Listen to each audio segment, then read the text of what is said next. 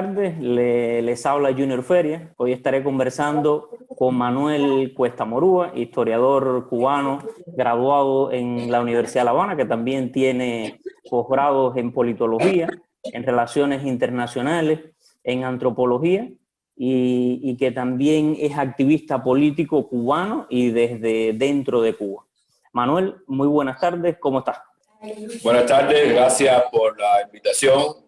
Gracias también por el estilo conversacional de este encuentro, ¿no? Me parece que es una mejor manera de sacar adelante las ideas, ¿no? Realmente nosotros te agradecemos a ti por aceptar la invitación que te hicimos desde Batey Cubano. Si te parece bien, iniciamos con un poco de historia. Me gustaría que conversemos un poco sobre el origen de los Batey en Cuba.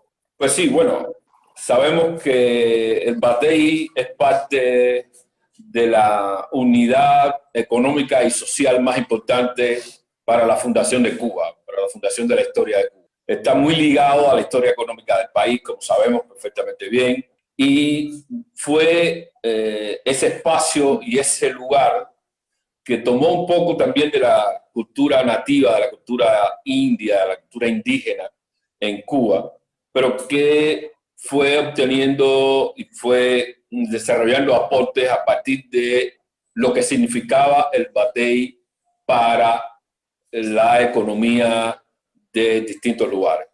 A partir de ahí empezó a construirse una vida social, que fue muy interesante, porque era una unidad, Batey era una unidad alrededor de los grandes propietarios, los grandes hacendados, donde se reunían aquellas familias conectadas con la economía del lugar, con la economía del espacio, y que al mismo tiempo desarrollaban una especie de vida cultural y una vida autónoma. Siempre nos ha interesado, para mucha gente que cree en el valor de la comunidad, nos ha interesado este intento de ir al lado y al espacio celular de la vida histórica de Cuba, y el Batey tiene un lugar clave para entender esto. Por eso es de agradecer que ustedes tengan este espacio y que tengan este espacio de la identidad del Batey cubano. Sí, el Batey es una institución que nació con los indios taínos y que, bueno, luego fue teniendo presencia, aunque se fue transformando, por supuesto, en cada momento, en cada proceso histórico, es decir, en todo el proceso de la esclavitud, digamos, después de la abolición de la esclavitud o en el periodo del 1902 a 1959 o en la actualidad todavía los Batey son una institución presente. Por eso yo te pregunto, Manuel, ¿qué aporte a la cultura cubana se ha hecho desde allí, desde los Batey? Mira, hay distintos aportes, pero el aporte es transversal en la historia y en la economía cubana. Primero, como bien dices, la identidad indígena del Batey está presente. Yo creo que tiene un aporte para la arquitectura en Cuba muy fundamental. De hecho, se dice que sobre todo en las ciudades, la construcción inmediata o la reconstrucción de distintos espacios para acomodar a un número creciente de familias toma mucho del Batey cubano. No hay quizás mucha literatura en torno al impacto de la arquitectura, pero es evidente que muchos espacios urbanos tienen al interior de ellos una estructura que viene del Batey. Y ahí hay un aporte interesante. También en las comidas. El Batey aportó mucho a la historia culinaria de Cuba. Es decir, cómo se cocinan los alimentos, ese hecho de ir al espacio público a cocinar para una comunidad, tiene su impacto también, digamos, negativo, porque a veces sirve para reunir a gente que después va a desplegar la violencia o la vigilancia, como los CDR, pero esa vida y esa organización de la comida en torno a la comunidad también viene del Batey. Ahí te pregunto, porque estoy pensando en esto que nos gusta tanto a los cubanos, que es el congrí, que es los frijoles junto con el arroz ahí mezclado y bueno, y y otro tipo de especias y demás que se le incluye, ¿no? Que de hecho en la región toman otros nombres como gallo pinto en Nicaragua, pero que son regiones también con un asentamiento importante de la cultura africana. Definitivamente. Y Costa Rica también le llaman gallo pinto, que es curioso porque allí, en Cuba también hubo la tradición que se perdió un poco de estas comidas en comunidad que también sirven para abrir el día en la comunidad. Por eso en muchos lugares la gente se extraña de que se coma con gris a las 9 de la mañana. Y es que es parte también de esa cultura que surge de batey, que no sé si simultáneamente se desarrolló en Costa Rica o en Nicaragua, como tú mencionas, pero que allí sí se mantiene aquella tradición de que cuando usted se levanta por la mañana, usted puede tener un vaso de jugo, usted puede tener un vaso de leche, pero también tiene arroz con gris en la mesa para desayunar. Y eso estaba también en los bateyes aquí en Cuba. Y desde el punto de vista de la música, la danza, es decir, el baile en general. También, por supuesto, ese es otro aporte también que luego es reproducido más en las comunidades campesinas, pero surgió allí también en el batey. Y allí en el batey también surgieron aquellos primeros cabildos danzarios, donde muchos africanos desarrollaban su ritual y su música en torno a estas comunidades que surgen a partir del batey, sobre todo en las zonas más occidentales del país. Creo que el batey es digamos, el origen, el espacio comunitario fundamental para que de ahí se desprendan otras raíces y otros desarrollos de la cultura cubana y, como te decía, de la arquitectura cubana. Yo estuve tratando de buscar a una amiga mía que hizo hace mucho tiempo, arquitecta ella, cuando trabajábamos juntos en el Museo de la Ciudad, hizo todo un itinerario de la arquitectura del batey para llevarlo a la arquitectura de La Habana Vieja.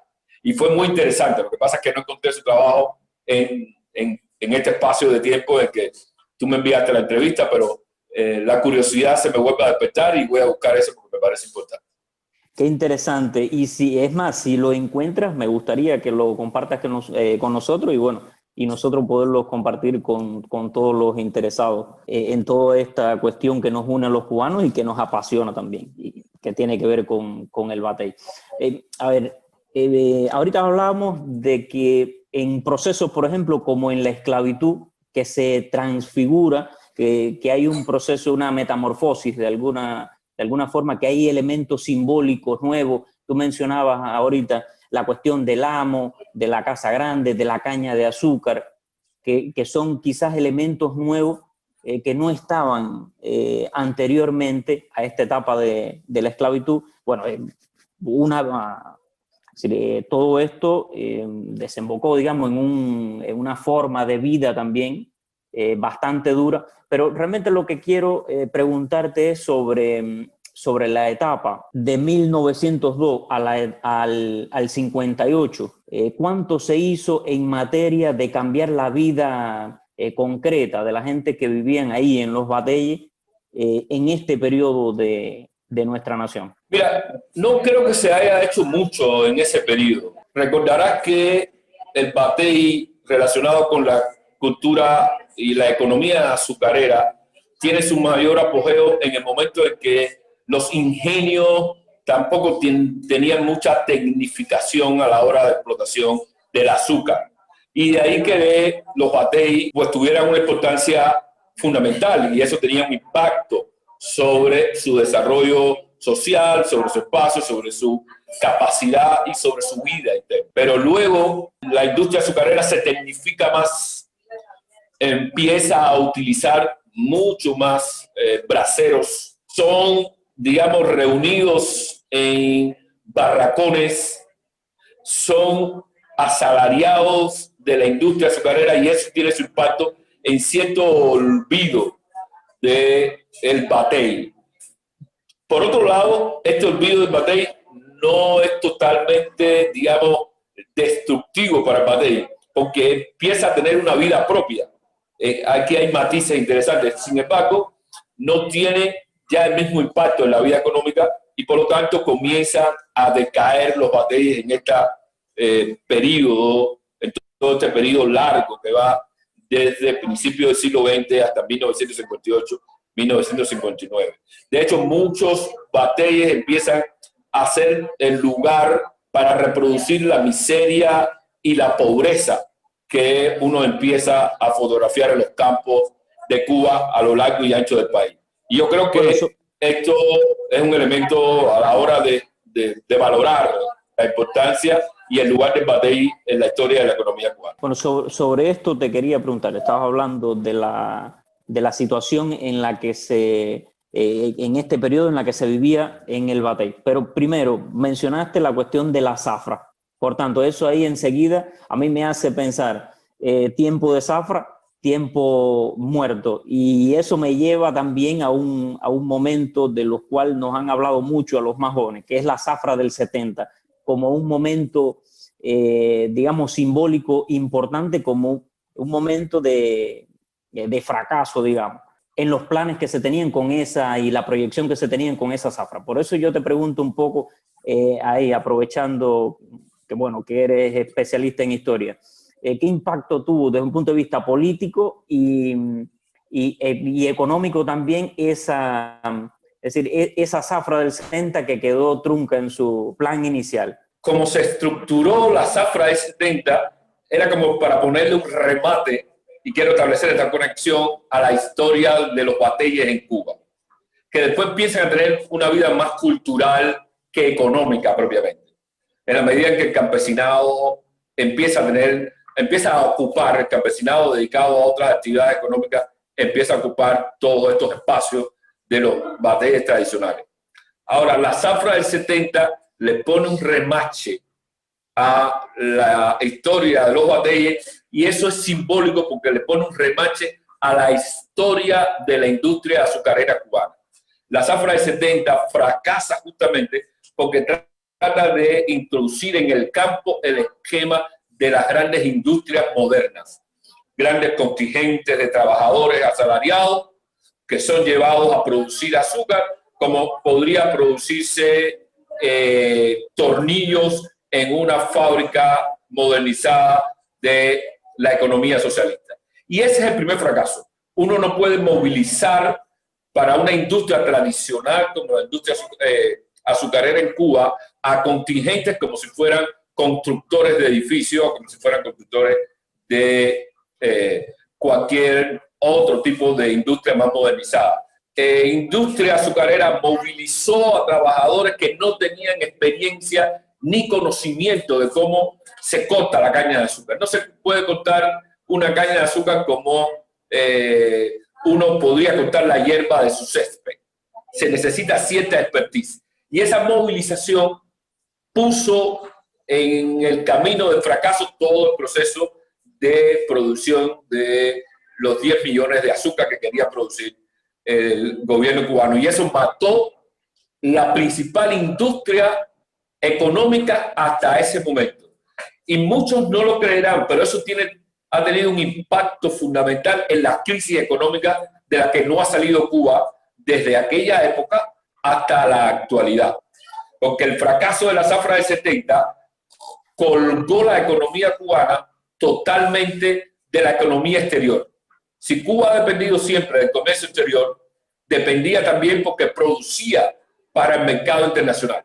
Ahora, después del fracaso de la zafra del 70, empezamos a depender absolutamente del antiguo bloque soviético, y ya la economía cubana no tuvo más capacidad para crear su propia riqueza y diversificarse como debió haber hecho desde finales de los años 50 y principios de los años 60.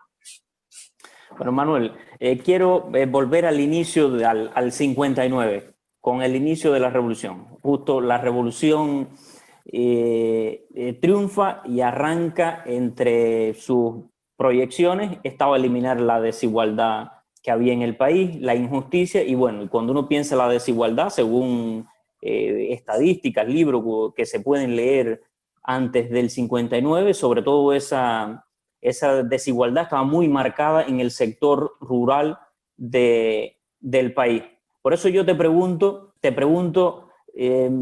concretamente cuánto se ha resuelto en ese sentido y cuánto crees que falta por resolverse. Mira, después del 59, yo diría, para ser más exactos cronológicamente, después del 70 comienza una solución a la desigualdad que es una solución negativa. Es igualar a todos los ciudadanos a partir de lo básico. Y esa igualdad, por supuesto, significó algo que me parecía clave para la homogeneidad y el compromiso de la gente con la Revolución Cubana. Y era el hecho de que no había desigualdad a partir de la riqueza. Había igualdad a partir de la solución de las cuestiones básicas.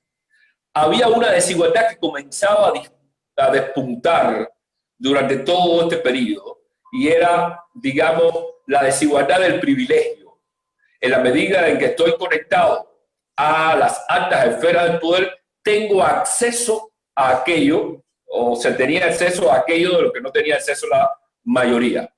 Pero había un sentimiento de igualdad a partir de lo básico y, muy importante, a partir del acceso de los ciudadanos a dos cuestiones básicas en cualquier sociedad: la salud y la educación. Esto cerraba el ciclo de esa idea y esa homogeneidad en la igualdad que creó una conciencia de equidad en Cuba.